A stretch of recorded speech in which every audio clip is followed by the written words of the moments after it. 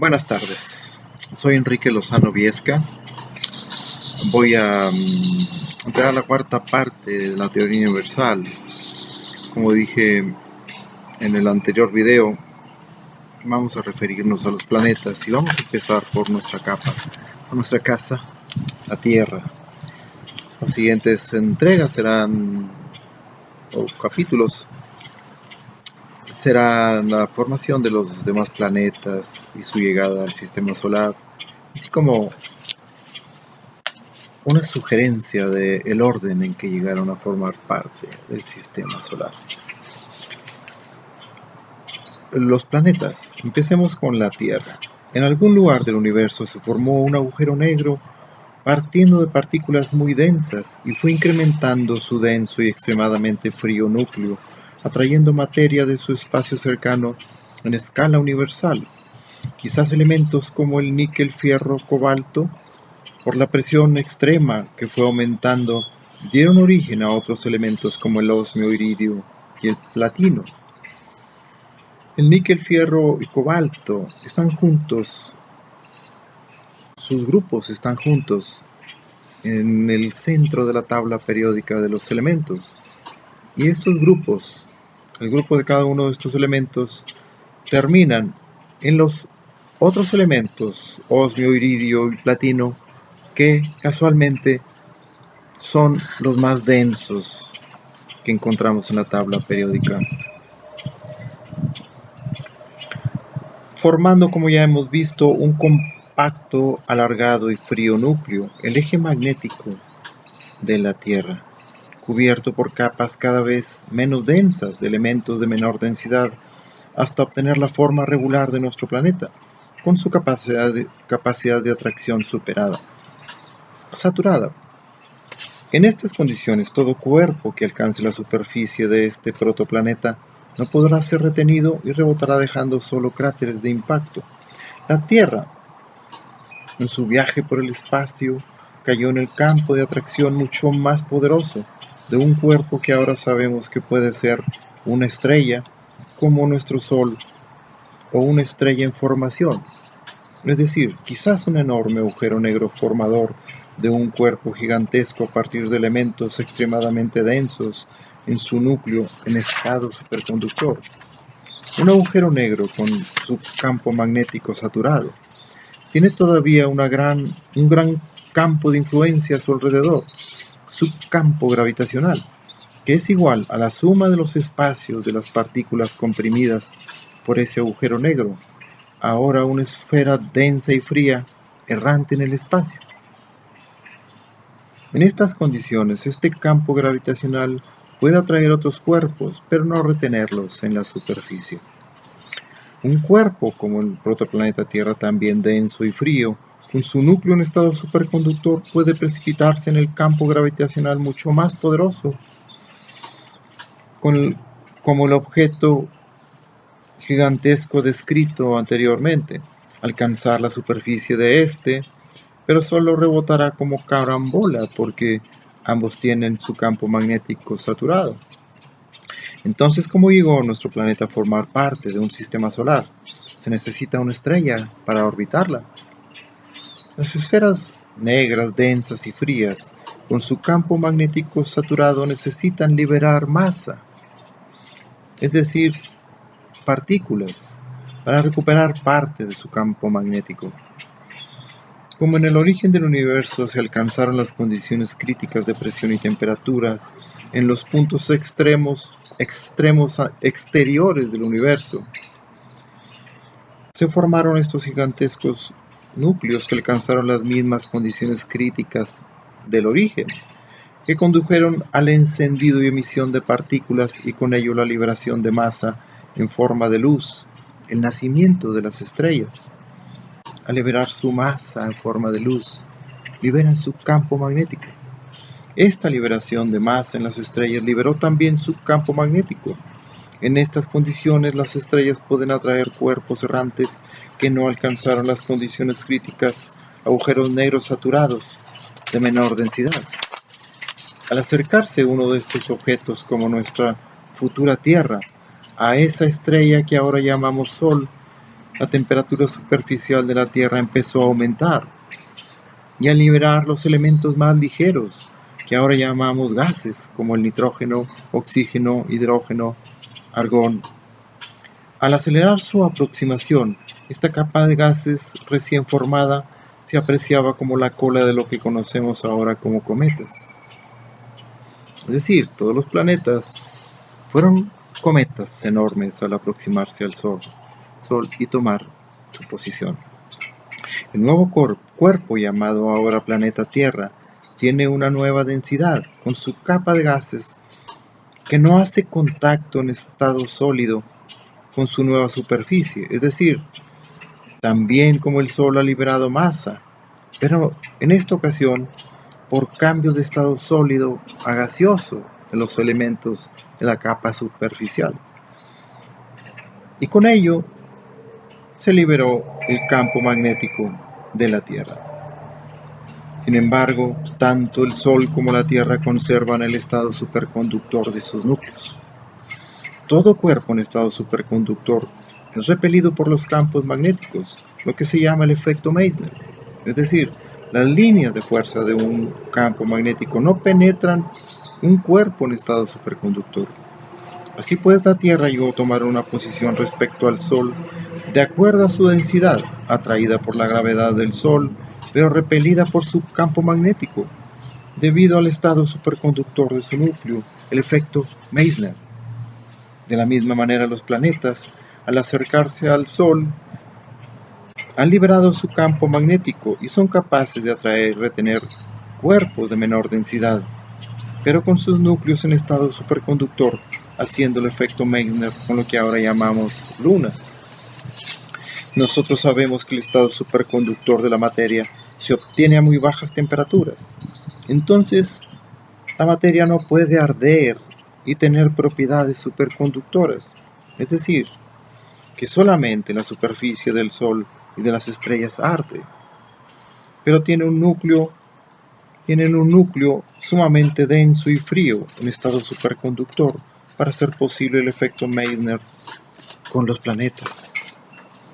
En un cuerpo semiesférico como nuestro planeta, con un núcleo o eje magnético alargado, sus extremos están más cerca de la superficie. Esta proximidad comunica su alta densidad y baja temperatura a los materiales superficiales formando los hielos polares.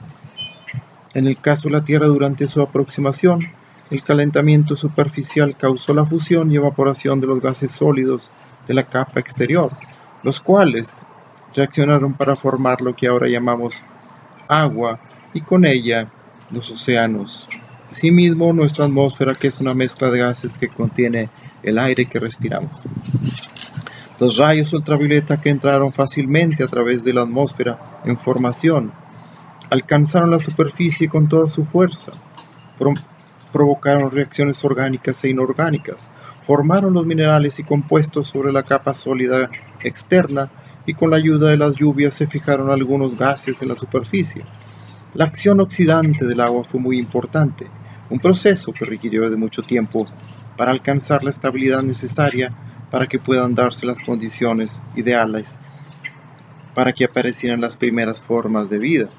Las reacciones orgánicas fueron el inicio de esa fase. Los rayos ultravioleta afectaron los átomos de carbono para formar los primeros compuestos orgánicos en el fondo de los lagos, océanos, ríos y en la atmósfera y precipitados luego por las lluvias. Los rayos ultravioleta son responsables también de la formación de la capa de ozono, que funciona como un escudo contra estos mismos rayos. Con este escudo, los compuestos orgánicos fueron capaces de reaccionar para formar los primeros microorganismos, dando origen a las primeras formas de vida y a la evolución. La capa de ozono se localiza en la atmósfera superior.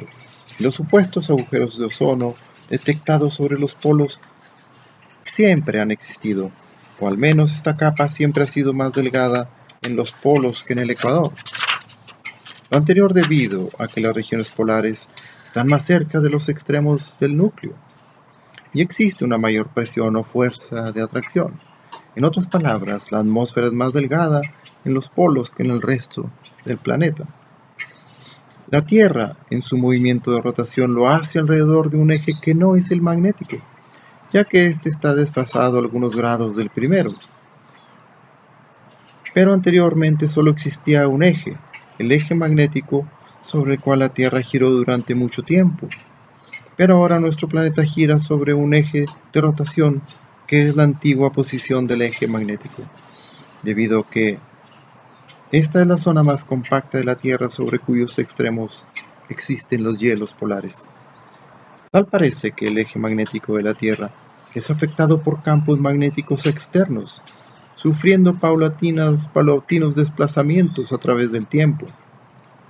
Los hielos polares tenderán a moverse y tomar su posición sobre los extremos del eje magnético, y así la Tierra volvería a unificar los ejes en uno solo otra vez. Imaginemos ahora una bola de barro atravesada por una varilla de acero. Si mantenemos fija la bola de barro y movemos la varilla, la bola se parte o se quiebra en varias partes.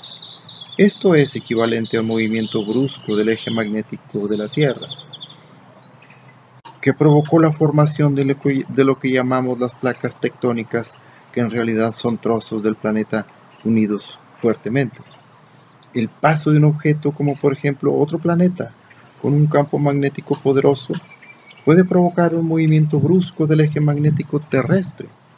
Otra posibilidad es que durante la aproximación de nuestro planeta al Sol ocurrieron eventos sumamente violentos, incluyendo movimientos bruscos del eje magnético, como ocurrió con el cometa Shoemaker-Levy, que se partió en pedazos, pero todos fueron a parar en Júpiter.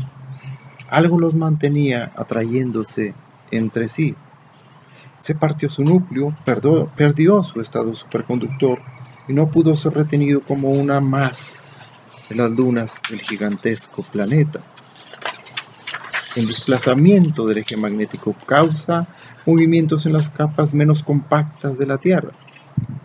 Durante estos movimientos, la fricción entre las placas tectónicas genera un intenso calor en las profundidades, fundiendo la roca, que en estado líquido tiene una menor densidad y por lo tanto es inestable y tiende a subir a las capas superiores y a la superficie, y lo hace a través de las fisuras entre las placas tectónicas. Durante su ascenso, la roca fundida puede encontrar depósitos de carbonatos, sulfatos, nitratos, óxidos, agua, gas, carbón, aceites, etc., que al contacto con la roca fundida liberan una gran cantidad de gases, aumentando la presión y causando las violentas explosiones volcánicas. La roca fundida tiende a subir a la superficie por los lugares donde encuentra menor resistencia. Por esta razón, la gran mayoría de los volcanes se localizan a lo largo de los límites de las placas tectónicas.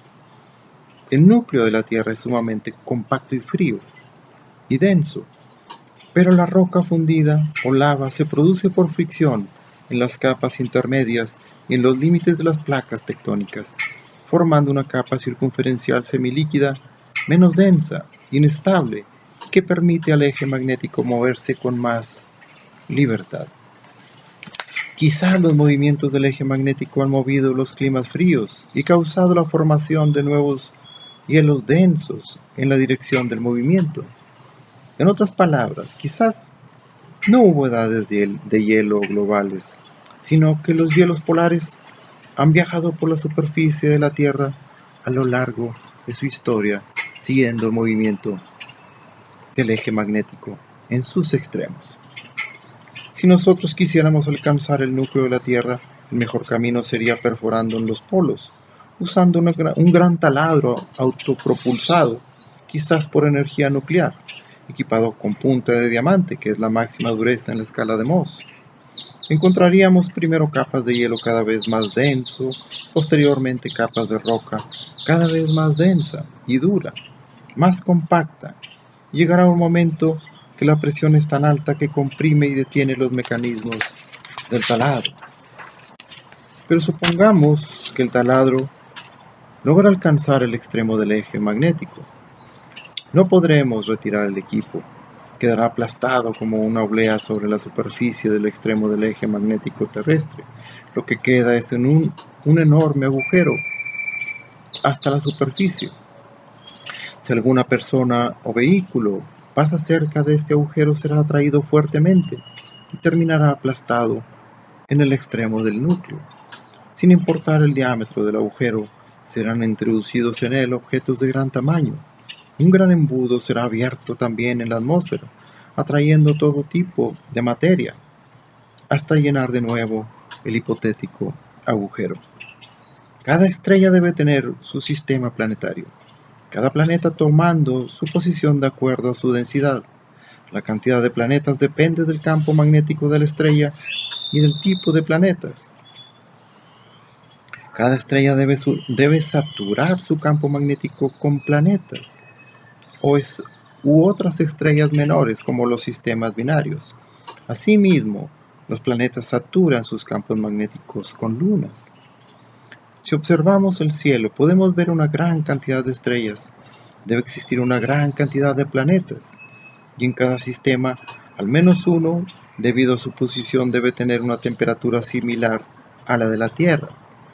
Porque no solo nuestro planeta se formó en la zona donde un agujero negro dio origen a la Tierra. Recordemos que si el universo se expande por la emisión de partículas desde un solo punto, la expansión es radial.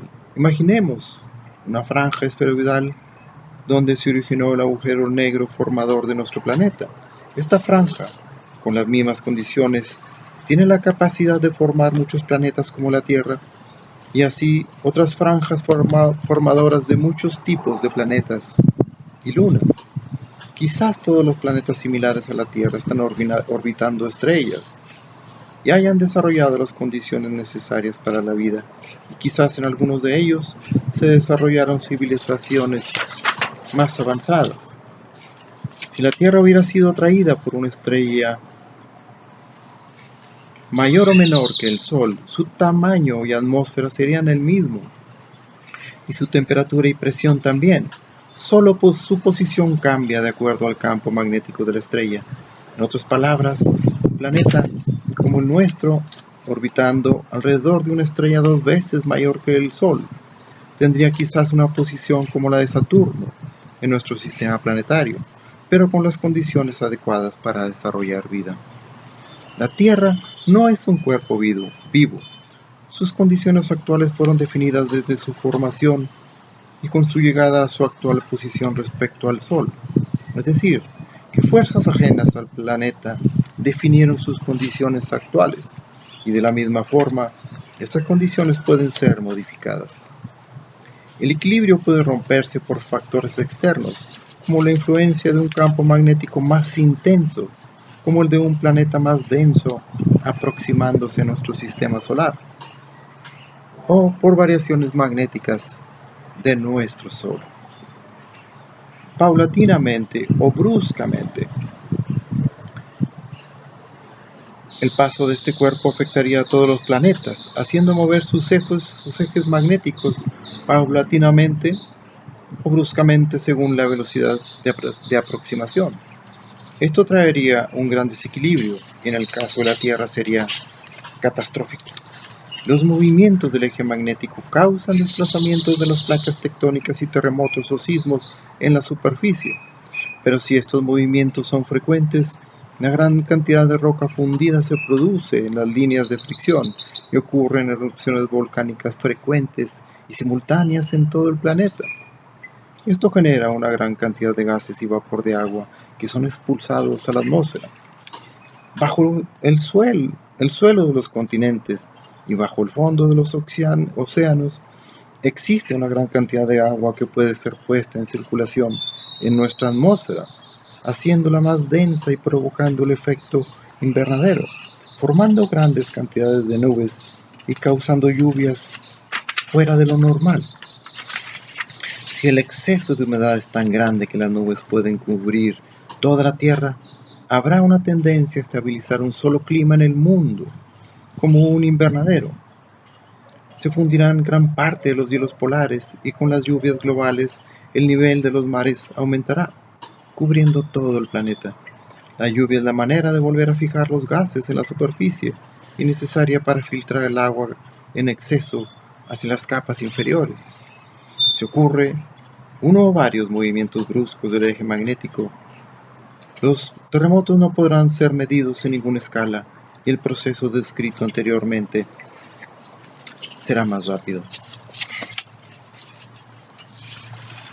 Ese es el caso de un planeta nuevo, denso, acercándose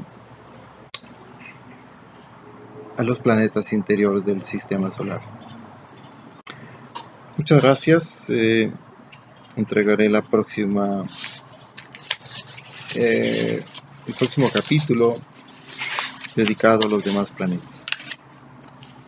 Muchas gracias.